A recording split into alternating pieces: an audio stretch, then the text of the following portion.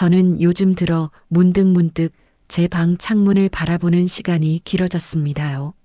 지금은 이렇게 따로 살고 있지만 이 모든 일이 어디서부터 시작되었는지 생각해보면 결국 그날 그 집에 들어섰던 순간으로 되돌아가게 됩니다요. 그때 저는 이제야 조금 편히 살아도 되겠다 싶었지요. 남편이 세상을 떠난 뒤로 쉼없이 살림하고 일을 하며 아들을 키웠고 그 토막토막의 세월이 제 등짝에 그대로 쌓여 있었습니다요. 아들이 결혼을 한다 했을 때 저는 속으로 참 다행이라 여겼습니다요. 저 아이가 옆구리에 기댈 사람이 생기면 저는 홀가분해질 거라 믿었습니다요. 짐 정리를 마치던 날 손때 묻은 살림들을 포개어 넣으면서도 저는 그게 떠남이라기보다 안착이라 생각했습니다요. 이젠 떠돌지 않아도 된다. 저는 그 믿음 하나로 짐을 꾸렸습니다요. 아들 부부가 저더러 같이 살자고 먼저 말해줬으니 저는 그저 초대받은 마음으로 따라가면 된다고 여겼습니다요. 이삿짐 차가 아파트 현관 앞에 섰을 때 며느리가 밝게 웃으며 저를 맞아줬습니다요. 어머니, 방은 다 준비해놨어요. 저는 그 말 한마디에 괜히 마음이 놓였고 이제라도 이런 대접을 받아도 되나 싶은 생각이 들었습니다요. 짐을 옮기다가 저도 모르게 속으로 중얼거렸습니다요. 참 다행이다. 그동안 걱정했던 건 다 쓸데없는 생각이었구나. 방문을 열었을 때 작은 향이 스며 나왔습니다요. 새로 산 침구가 가지런히 놓여 있고 협탁 위에는 조그마한 꽃병까지 있었습니다요. 저는 그 자리를 잠시 만져보며 이런 정성을 받는 일이 낯설었습니다요. 누가 제게 무언가를 미리 생각해서 준비해 준다는 느낌이 오랜만이었습니다요. 그날 저녁 셋이 둘러앉아 먹는 첫 식사는 기분이 아주 오래된 사진처럼 선명했습니다요. 아들은 이제 엄마 고생 끝이라며 환하게 웃었고 며느리는 제가 좋아한다는 반찬들을 챙겨주었습니다요. 저는 그 식탁 위에서 아주 오랜만에 편안한 어른 자리에 앉아본 기분이 들었습니다요. 그날 저는 스스로에게 속삭였습니다요. 드디어 나도 쉴 자리를 얻었구나. 식사가 끝난 뒤 방 안에 들어와 무릎 담요를 쓰다듬으며 저는 마음을 내려놓았습니다요.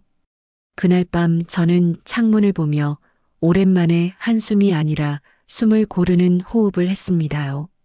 그리고 아무 의심 없이 믿어버렸습니다요.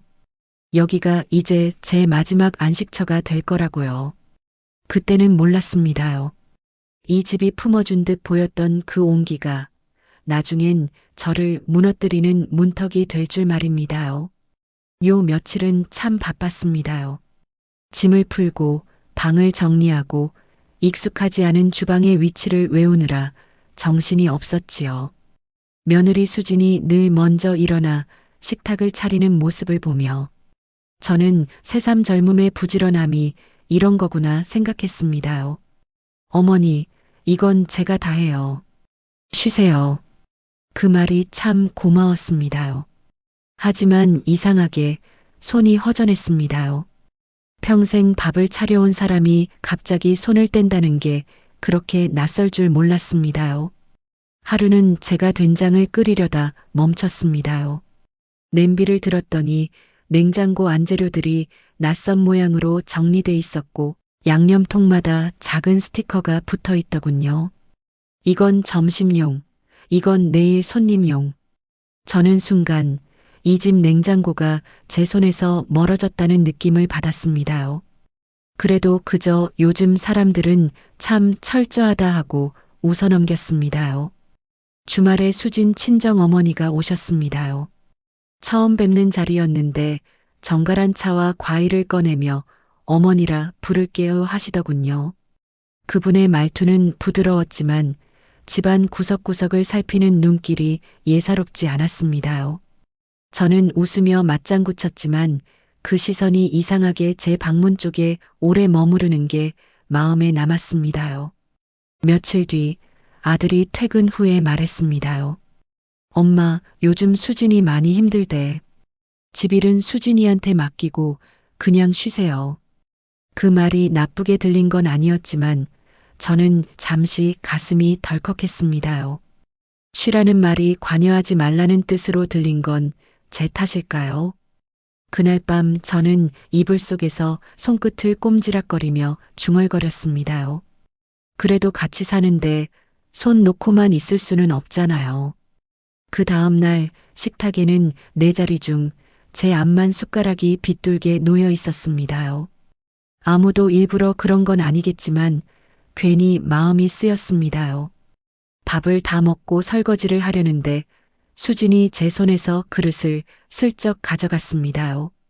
이건 제가 할게요. 어머니는 쉬세요. 저는 그 말에 억지로 미소를 지으며 고개를 끄덕였습니다요. 그런데 이상하게 그날 이후로 식탁 주변에 제 손이 갈 자리가 점점 줄어들었습니다요.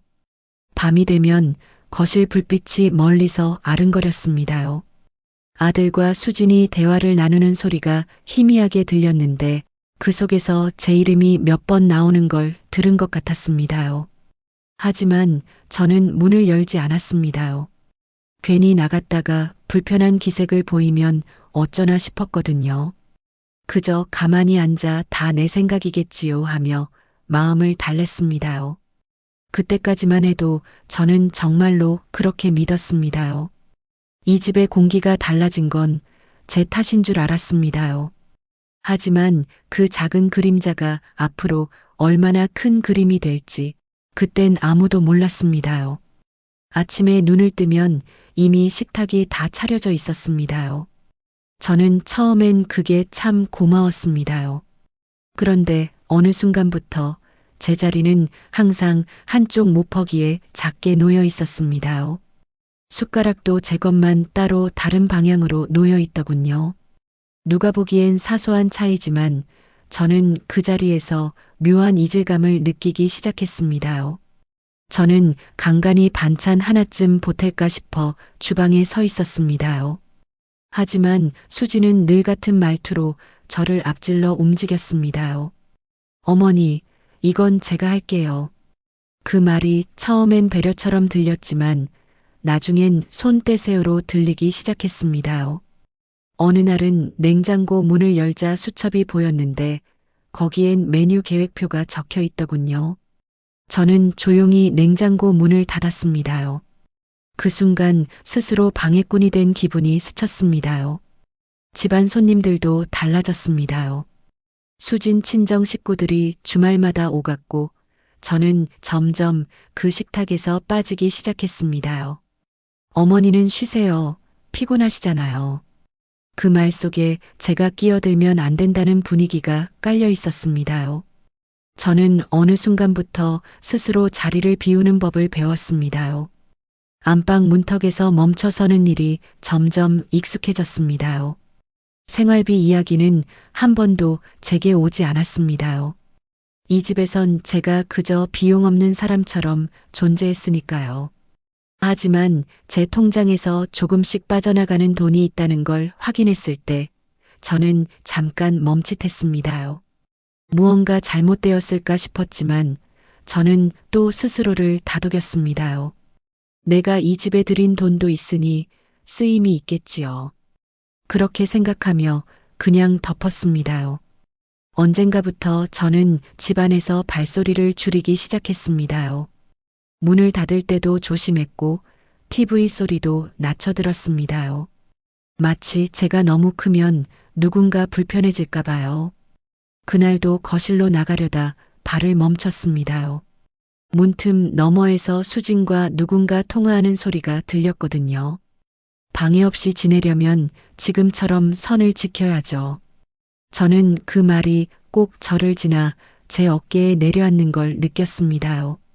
그날 밤 저는 식탁을 떠올렸습니다요. 같은 집인데 자리는 이미 나뉘어져 있었습니다요. 누구는 중심, 누구는 구석. 저는 제 자리가 어디인지 조용히 깨달아가고 있었지요.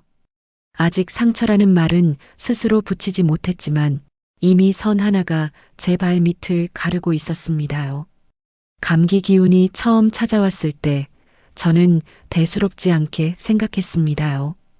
그동안 혼자 살며 몸살찜은 늘 겪어왔으니 익숙한 일이라고 여겼습니다요.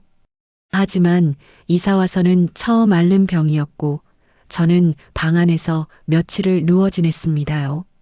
몸을 일으킬 힘이 부족해 식사도 거의 거르다시피 했습니다요.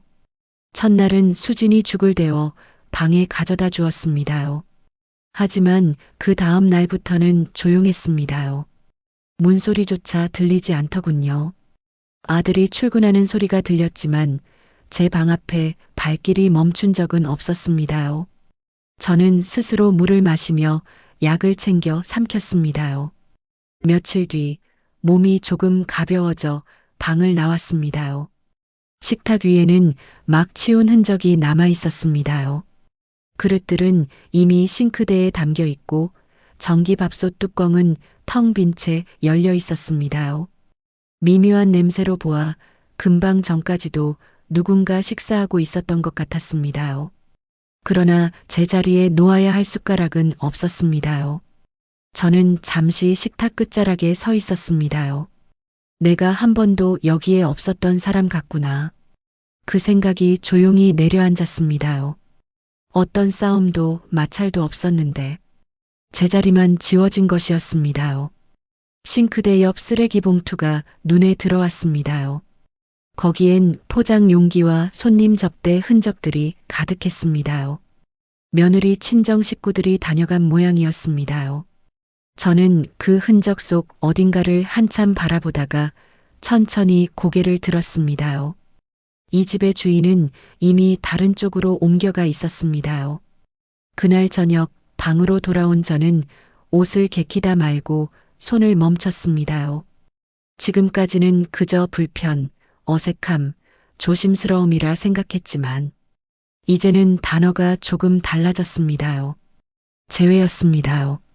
참여하지 못한 게 아니라 아예 불러지지 않는 자리, 그 자리가 제 몫이 되어버린 걸 깨닫는 순간이었습니다요. 그날 저는 처음으로 나는 이 집에서 없어도 되는 사람으로구나. 그렇게 느꼈습니다요. 그리고 그 마음은 슬픔이 아니라 아주 조용한 깨달음으로 다가왔습니다요. 그 순간부터 저는 비로소 한 발 물러나기 시작했습니다요. 몸이 거의 회복된 다음 날 저는 방 정리를 하다가 작은 봉투 하나를 발견했습니다요. 이삿짐 정리 중에 함께 묶여있던 서류철이었고 처음에는 전입신고 서류겠거니 했습니다요. 저는 그 봉투를 책상 위에 올려두고 천천히 풀어봤습니다요. 익숙한 제 도장이 찍혀있는 종이들이 줄줄이 나왔습니다요. 그런데 문구가 낯설었습니다요. 차용이라는 단어가 눈에 걸렸습니다요. 제 돈이 돕는다가 아니라 빌려준 것으로 되어 있었습니다요. 그 순간 저는 손끝이 잠시 굳었습니다요. 계약서 말미에는 수진 친정어머니 성명이 적혀 있었고 등기 관련 서류 묶음까지 그분 이름으로 이어져 있었습니다요. 저는 도윤과 수진 이름이 나올 거라 믿고 페이지를 넘겼는데 아무리 찾아도 없었습니다요. 그 집의 주인은 아들 부부가 아니었습니다요. 저는 봉투를 덮지 못한 채 잠시 앉아 있었습니다요. 지금까지 제가 시댁 어른으로 들어온 것이 아니라 잠시 거처를 허락받은 입주 보증인 같은 위치였음을 깨닫는 순간이었습니다요. 생각해보니 집 구조도 그랬습니다요. 거실 중심에 제가 설 자리는 늘 없었고 주방 동선에도 제 자리는 없었습니다요. 이제야 왜 그렇게 자연스럽게 밀려났는지 이해가 되었습니다요. 그제야 제 통장에서 빠져나간 돈의 흐름도 설명이 되었습니다요. 생활비가 아니라 정착 비용이라는 이름으로 누군가 이미 가져가고 있었습니다요. 나는 이 집안에서 이미 손을 놓고 있었던 게 아니라 애초에 손을 못 얹었던 사람이었구나. 그 생각이 아주 또렷하게 들렸습니다요. 저는 서류를 천천히 다시 챙겨 봉투 안에 넣었습니다요. 그날 저녁 저는 움직이지 않고 조용히 앉아 있었습니다요. 화를 내지도 억울해하지도 않았습니다요. 그저 구조를 이해한 것입니다. 이건 태도나 관계의 문제가 아니라 이미 짜여 있는 자리 배분이라는 사실을요. 다음 날 저는 동네 행정복지센터에 들러 상담을 받았습니다. 절차만 밟으면 확인 가능한 부분들이라고 직원이 말해 주었습니다. 상담을 마치고 나오는데 발걸음이 이상하게 가벼웠습니다. 처음으로 제 상황이 내 책임이 아니라는 사실을 확인했기 때문입니다. 저는 돌아오는 길에 혼잣말처럼 마음속으로 속삭였습니다. 이제 내가 나를 다시 앉힐 자리를 찾아야겠구나. 저는 며칠 동안 아무 말도 하지 않았습니다.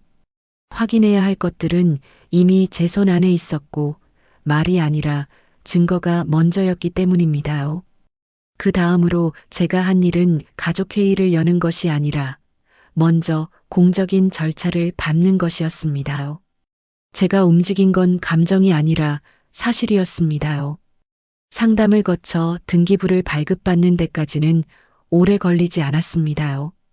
민수진도 도윤도 둘 다 명의에 없었습니다. 그 집의 등기상 주인은 오로지 수진 친정어머니였습니다.